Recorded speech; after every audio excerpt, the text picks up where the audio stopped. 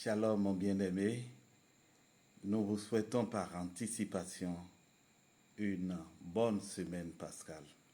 Alors même que nous nous souvenons de ces événements précieux qui marquent un tournant décisif dans la vie chrétienne.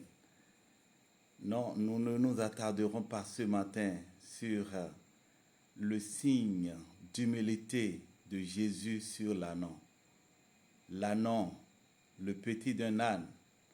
L'âne lui-même qui n'était utilisé que par les pauvres à l'époque.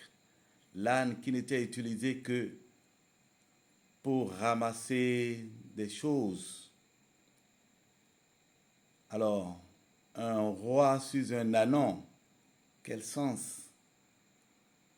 Si on voyait Jésus dans une entrée triomphale sur un cheval, cela donnerait un peu plus de gloire parce qu'à l'époque, oui, le cheval était le symbole, n'est-ce pas, de la royauté, de la puissance et tout cela.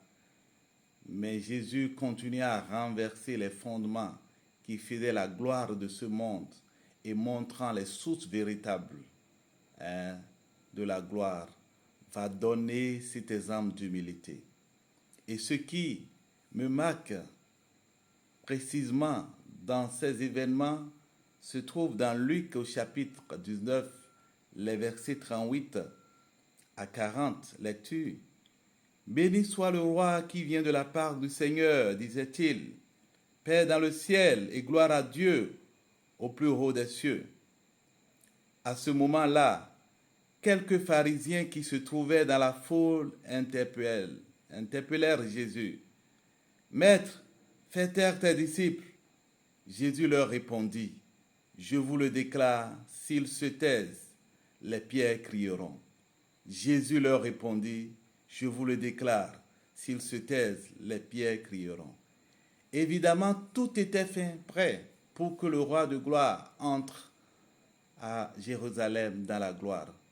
Et dites-vous que ce signe d'humilité totale du maître sur un ânon n'a pas du tout émoussé l'ardeur des foules, des populations venues nombreuses pour dire Hosanna au plus haut des cieux, mettre leurs vêtements, mettre les branchages et tout cela afin d'accueillir le roi des rois. Avait-il besoin de la presse, des médias, des canaux officiels et autres pour annoncer son arrivée en tant que roi? Non, et pourtant les gens étaient là. Ils étaient venus, ils avaient compris, ils étaient venus pour accueillir le roi des rois. Mais hélas, quelques pharisiens vont chercher à intimider cette foule. Et aujourd'hui encore, beaucoup se laissent intimider. Intimidés par des normes de culture, par des normes de famille et bien d'autres choses, par des désirs de garder des positions et bien d'autres choses pour empêcher de servir le Seigneur comme il se doit. Et ma question pour toi en cette semaine pascale est, accepterais-tu de te taire et que Dieu utilise des pierres pour crier Hosanna à ta place, pour le louer à ta place? Es-tu de ceux qui se sont déjà tus parce que l'influence les a obligés à se taire?